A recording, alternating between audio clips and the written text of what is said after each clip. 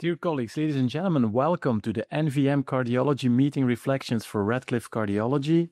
I'm going to review and wrap up TCT 2025 in San Francisco, and I can tell you there were a lot of thought-provoking, late-breaking clinical trials. Now, first, let's cover drug-coated balloons. And I'm already mentioned that the SELUTION trial was an important randomized controlled trial. But to my surprise, it was not only the SELUTION trial in all comers, but also the SELUTION 4 ISR clinical trial that was presented. Don Cutlip presented 418 patients with in-stent restenosis, and also important, no double layer of stents, with invasive imaging upfront in all the patients. The mean age was 70 years old, 1 in 5 were women, and the lesion preparation had to be with residual stenosis under 30% before patients were randomized to either sirolimus-coated balloon or standard of care with the use of drug-eluting stents in 80% of patients. 210 patients were randomized to the SELUTION drug-eluting balloon, 208 to the standard of care. Almost 100% of the patients had invasive imaging prior to the treatment. Cutting balloon and scoring balloons were used in up to 50% of the patients in the drug-coated balloon arm, and the maximum inflation pressure was 19 atmospheres. The primary endpoint was target lesion failure at 1 year, and there was no significant difference between the two strategies. So the SELUTION drug-eluting balloon, non-inferior to standard of care, and the standard of care included 80% of drug-eluting stent use. Now, are we surprised about this? Not so really. So this was not, I think, the most compelling evidence coming at TCT. The more important trial was the SELUTION de novo clinical trial that was presented by Christian Spalding. This was a trial comparing sirolimus-eluting balloons versus drug-eluting stents in de novo coronary lesions, so no in-stent restenosis, and in fact, almost an all-comer population. Only left main, chronic total occlusions, and STEMI patients and unstable non-STEMI patients were excluded. More than 3,000 patients enrolled in 50 sites in Europe and Asia, and the mean age of the patients, 67 years old, 1 in 4 were women.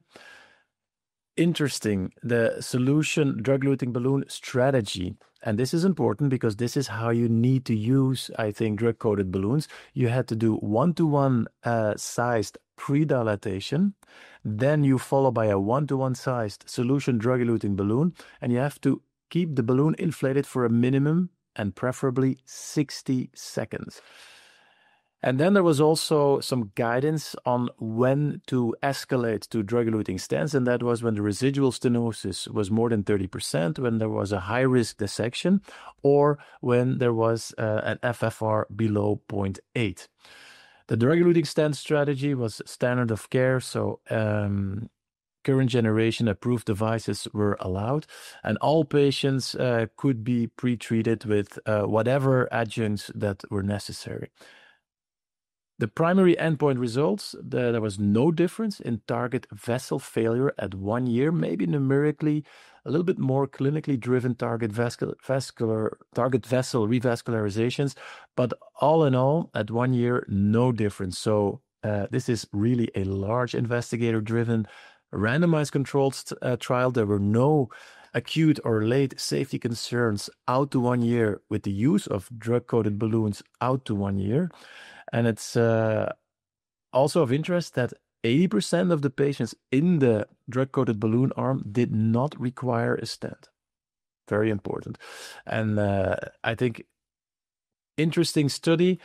Obviously, as I mentioned also in the preview, in this particular trial, the 1 year data are important, but the crucial data are obviously at longer term follow-up. So at 5 years, you want to see whether also the fact that there is no metallic stent left behind will come with additional benefits over time relative to a drug-eluting stent.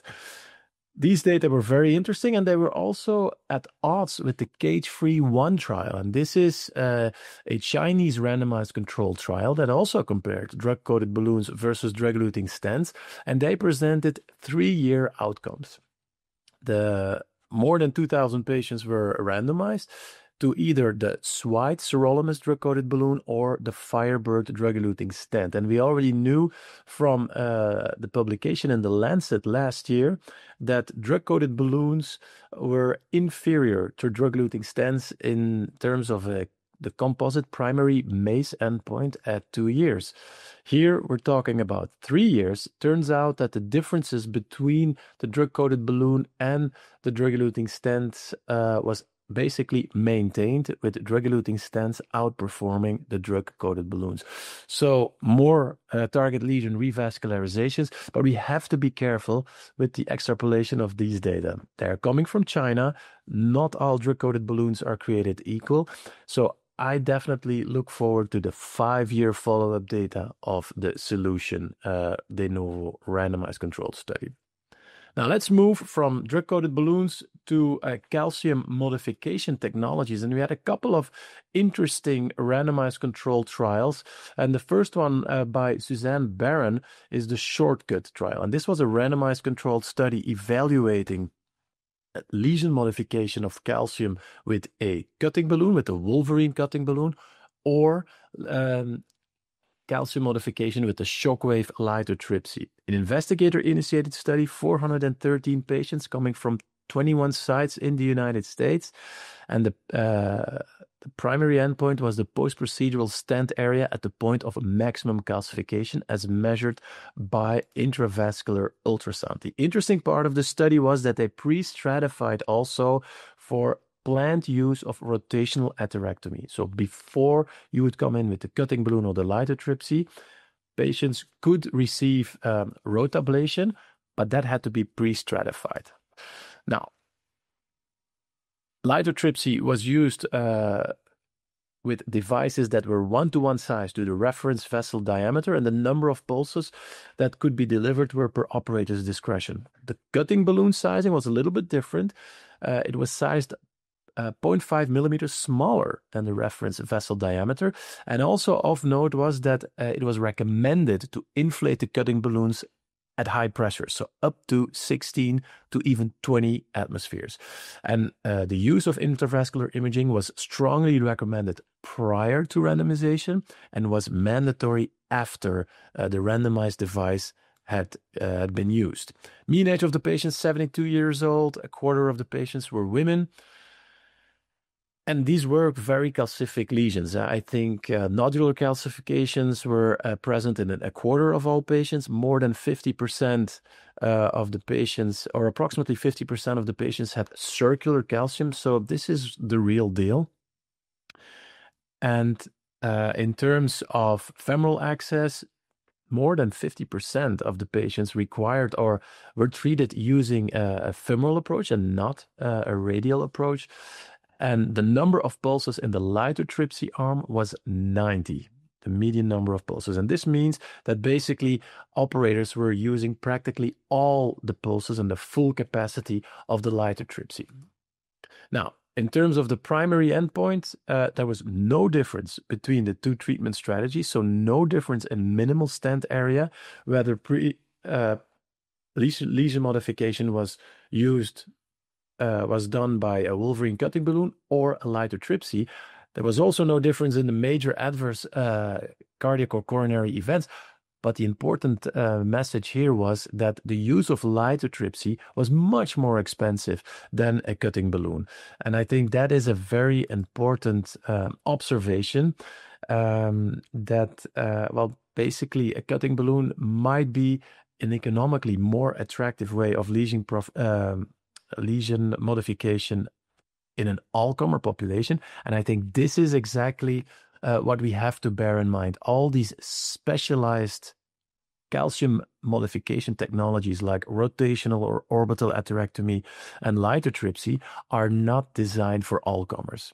I think you need to see these devices in a toolbox approach where you first interpret and interrogate the lesion, the calcium, with intravascular imaging, and then you decide your strategy. And as you are moving on during the procedure, you have to assess and reevaluate by imaging what would be required to achieve optimal lesion preparation and then end up with optimal stent results.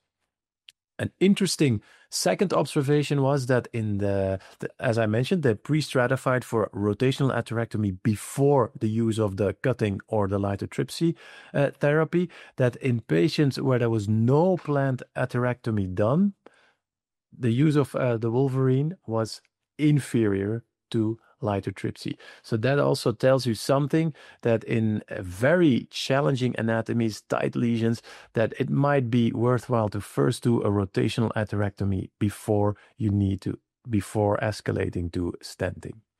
Okay, another trial related to a calcium modification was the Victory RCT by Matthias Bossard. I thought it was a single center study. Turns out to be a multi-center trial. 3 centers contributed 278 patients that were randomized 1-to-1 to either the use of an OPN, very high pressure non-compliant balloon, or again, lithotripsy in lesion preparation. Also here, the sizing algorithm was somewhat different between the two strategies. So 1-to-1 sizing for the lithotripsy versus the balloon size selection of 0.5 millimeter smaller with an OPN high pressure balloon. Mean age 70 years old. Again, 1 in 4 were women. And these also were highly, very calcific lesions that definitely required lesion modification. Again, nodular calcium in 1/4 of the patients, and all lesions were assessed by OCT. Procedure time was longer with intravascular lithotripsy, and there were more devices required prior to the use of lithotripsy versus prior to the use of the OPN balloon. So that is of interest. And the number of devices used, on the other hand, after the preparation, was somewhat higher in the OPN arm. The outcomes at 30 days, no difference whatsoever between the two treatment strategies. So in severely calcified lesions, an OCT-guided PCI involving lesion preparation with the OPN non-compliant balloon was non-inferior to intravascular lithotripsy in terms of stent expansion. And I think a study well done, but what you are missing in this trial, and also maybe in the shortcut trial, is an additional arm where they exclusively used non-compliant balloons. So it is not clear for me at this point in time that if we would just stick to simple non-compliant balloons, that you would not be already effective enough in lesion modification. So I think more information, more data is required for that. But regardless, again, a toolbox approach and a gradual escalation, that is the way to go in combination with imaging guiding when operators address calcific coronary artery disease. Okay, let's switch gears and move to the treatment of intermediate to high-risk pulmonary embolism. And the STORM-PE randomized controlled trial was presented, 100 patients stemming from 22 sites in the United States, 1 in New Zealand, 1 in Poland. This trial followed up a little bit on the Peerless randomized controlled trial that included more than 500 patients and compared pulmonary thrombectomy with catheter-directed thrombolysis. In this particular study, it is a comparison between anticoagulation therapy versus anticoagulation therapy, and on top of that also computer-assisted vacuum thrombectomy. Of the 767 patients that were assessed for eligibility, only 100 were randomized to the trial. So only 14% of the screened patients were included in the trial. 47 were randomized to the pulmonary thrombectomy, 53 to anticoagulant therapy only. Mean age of the patients, 60 years old. Approximately 50% of the trial were women. If we look at the thrombectomy time, how long did it take? A median of 25 minutes.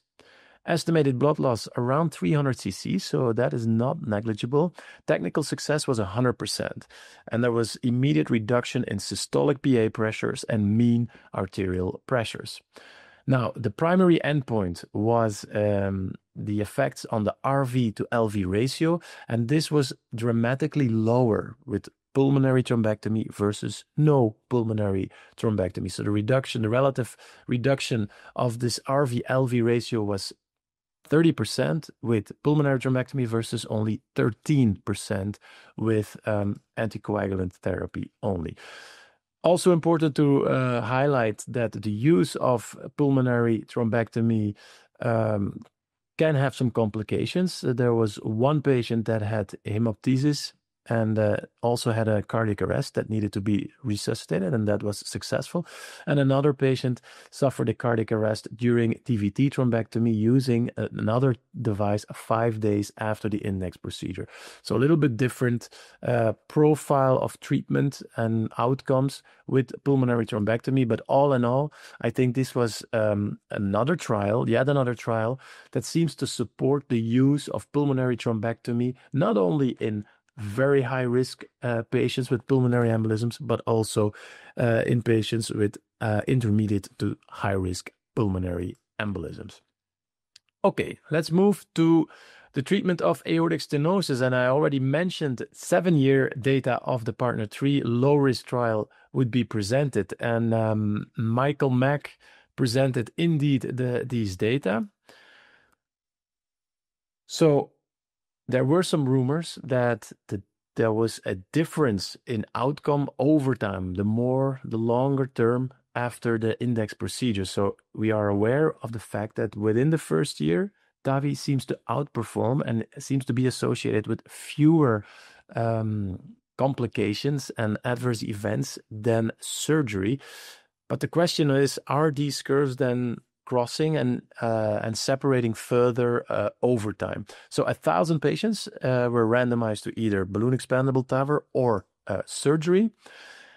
And it's always difficult, the longer the follow-up is, to keep patients in follow-up.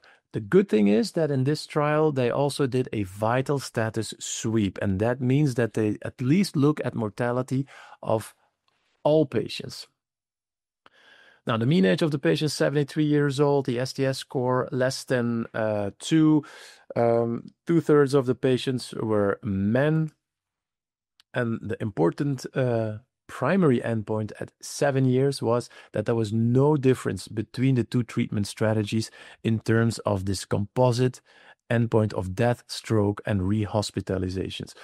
Just looking at all-cause death, also no statistically significant difference between the two treatment strategies. And there were some rumors that TAVR would be associated with a higher mortality. Well, you do see the curves a little bit separating after 3 years, but definitely no statistically significant difference. So I don't think that there is any reason to be worried about long-term outcomes of TAVR versus surgery. And as a matter of fact, what also was important is that mild paravalvular leak was not associated with mortality, as this is more common with TAVR. So this is an important observation. And also, I think in terms of valve performance, we know that the valve performance of the balloon expandable valve more or less equals that of surgery. And over time, there was no difference in bioprosthetic valve failure. Approximately 7% of the valves had failed at 7 years. And there was also no difference in re-interventions for TAVR versus surgery in this trial. So I think important conclusions are that basically, TAVR and surgery had similar clinical event rates out to 7 years. There is an attenuation in this primary endpoint difference at 5 years that continued through 7 years. That means that basically the curves are overlapping, and in terms of valve functioning, no difference. This was an important study, in my opinion, and also published in the New England. The ENCIRCLE trial is another trial in the structural space, but now focusing on patients with mitral regurgitation. It evaluates TMVR, so transcatheter mitral valve replacement with the SAPIEN M3 system. This is a 2-step system where you first encircle the cords with a docking mechanism, and within that dock you place a 29 millimeter modified SAPIEN valve. This is a prospective study. It's not a randomized study. And important, there was a screen failure rate of 75%, which is kind of high. Patients were coming from 56 sites. The mean age was 75 years old. 50% were men. And the STS score was 6.6%. So these are very high-risk patients. And in terms of etiology of the mitral regurgitation, primary MR was present in a third of the patients, secondary in 60%, and then the remainder was a mixed primary and secondary. Procedure time was less than 2 hours, so this means that this technology is not overly difficult to do.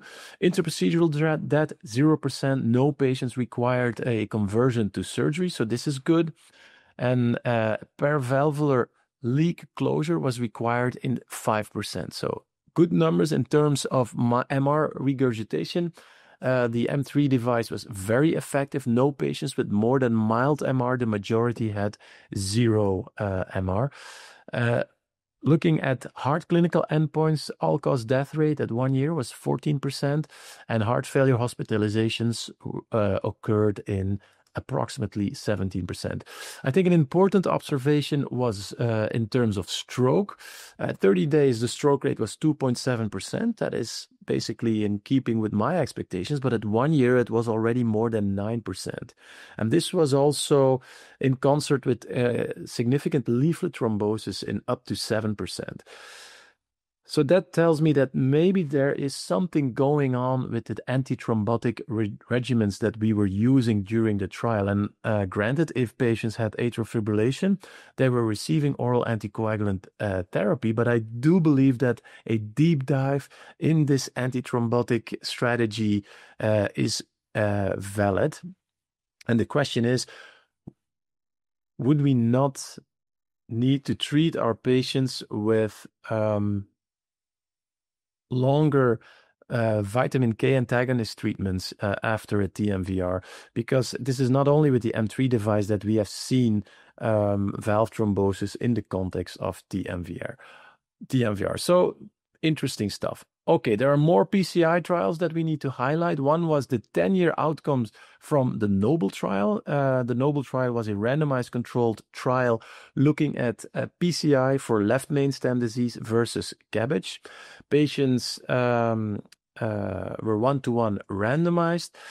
Mean age of the patients, 66 years old, 20% were women, and the syntax score was around 22%. Interestingly, these were also more or less, these were not the simple left main disease patients, because the bifurcation was involved in almost 90% of the cases, and approximately 50% of the PCI procedures were IVUS guided before, and 75% IVUS guided after the PCI procedure. The primary endpoint of all-cause mortality at 10 years, no significant difference between the two treatment strategies. And if we separate chronic coronary syndromes and acute coronary syndromes, then turns out that the PCI strategy seems to be better than the surgical therapy in the context of ACS. There was no difference in outcomes between patients with low, intermediate, or high syntax scores. So I think that this indeed attests to the robustness of a PCI strategy for the treatment of left main stem disease. And also important was the observation that a final IVUS resulted in better outcome in the PCI cohort. The PROCTOR trial is a very interesting trial from the colleagues in Amsterdam. It was a multi-center randomized controlled trial looking at patients with a failing saphenous vein graft. And patients were randomized to either PCI of that vein graft or PCI of the native vessel, of the bypassed vessel. And 221 patients were 1-to-1 randomized, and as expected, a lot of the patients had a chronic total occlusion of the bypassed vessel. As a matter of fact, more than 80% of the lesions were CTOs. Turns out that the event rate was quite high, 34% at 1 year in the cohort of patients where the native vessel was treated versus 18% in the cohort of patients where the venous bypass was treated. Also, in terms of mortality, there was no difference between the two treatment strategies, but the difference in MACE was statistically significant in favor of the treatment of the saphenous vein graft rather than treating the native vessel. And I think this is a very important observation, and it was predominantly driven by more target coronary territory MIs with native vessel PCI, and also more targeted coronary territory revascularizations in the native vessel PCI. So I think an important trial that tells you that sometimes it's better to keep it simple, and it also questions the need for these very complex CTO procedures that are being done on a regular basis. You need to ask yourself, is this worth it? I haven't seen a well-designed randomized controlled trial that showed me a benefit or a consistent and convincing benefit in treating CTOs if there is an alternative strategy. And sometimes the alternative strategy is doing nothing, and sometimes the alternative strategy is do a PCI of the venous bypass. Okay, there is another randomized controlled trial from the Netherlands that was the iModern. Robin Nijveld of the Radboud MC was the PI, and it is the iModern. In the iModern, patients with STEMI and multivessel coronary artery disease were randomized to either immediate instantaneous wave-free ratio guided PCI versus deferred cardiac MRI-guided revascularization of non-culprit lesions. I think conceptually a very interesting trial. Patients were 1-to-1 randomized. Mean age of the patients, 77 years old. 77% of the patients were men, and the mean age was 63%. The primary, more than 1,000 patients were enrolled, so quite a large trial. And there was no difference in the primary composite endpoint of all-cause death, recurrent MI, and hospitalization for heart failure. And if you also look at the individual components of this primary endpoint, no difference in death, no difference in recurrent MI, and maybe there were more heart failure hospitalizations in the MRI arm. No difference in unplanned revascularization. So in conclusion, you can say that, well, for this composite endpoint, immediate IFR-guided PCI was not superior to deferred stress CMR-guided PCI. That said, why would we make it more difficult? I mean, there is no added value in doing a CMR-guided therapy that is expensive and also has logistic challenges. So I would say keep it simple. If you have a patient with a STEMI and multivessel coronary artery disease, then basically try to achieve complete revascularization either during the index procedure or during the index hospitalization, but keep it simple.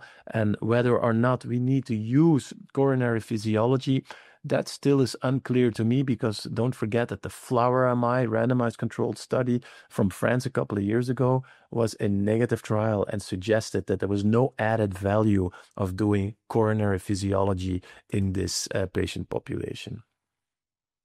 Another trial that I think was worth mentioning was the iCABG study. In that particular study, CABG was, patients were randomized when they had to undergo CABG. They were randomized to either coronary physiology guided revascularization or angio guided revascularization.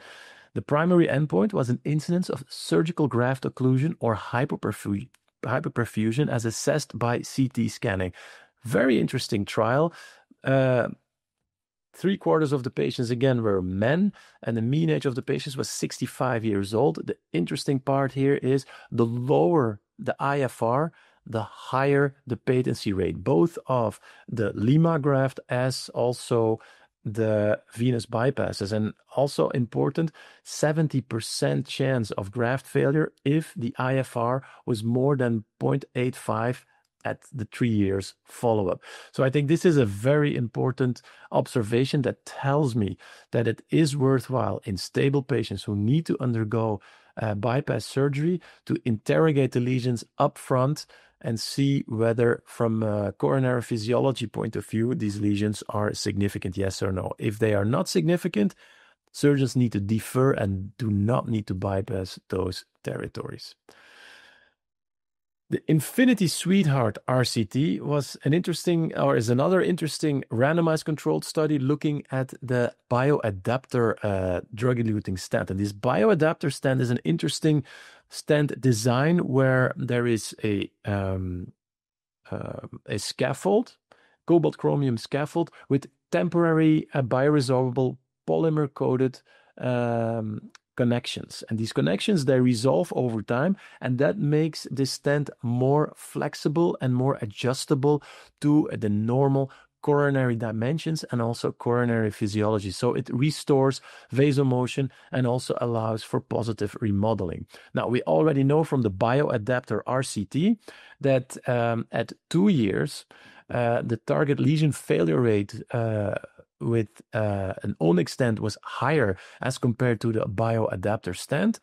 In this particular study, we looked at in Sweden, they looked at a comparison between bioadapter and onyx stent, and also there at 2 years, there was a significant reduction in target lesion failure of 50%, which is quite impressive. So I believe that this is definitely intriguing technology. So if they also bring it on the market as a economically attractive alternative, I think this will attract a lot of attention. The last trial that I wanted to mention was the ANDES randomized controlled clinical trial by Josep Rodescabau, and Josep is doing quite a good job with coming with randomized controlled trials that may have immediate impact to our clinical practice. In this particular study, 400 patients were randomized after LAA closure, and patients were then randomized to either antithrombotic therapy with a DOAC or dual antiplatelet therapy. The main conclusion was that dual antiplatelet therapy was associated with numerically more device thrombosis, and on the other hand, DOACs exhibited a better safety profile, mainly related to a reduction in bleeding events. So I think with that, it seems to me that after LAA closure, it makes a lot of sense to continue 2 months with a DOAC and then de-escalate antithrombotic therapies.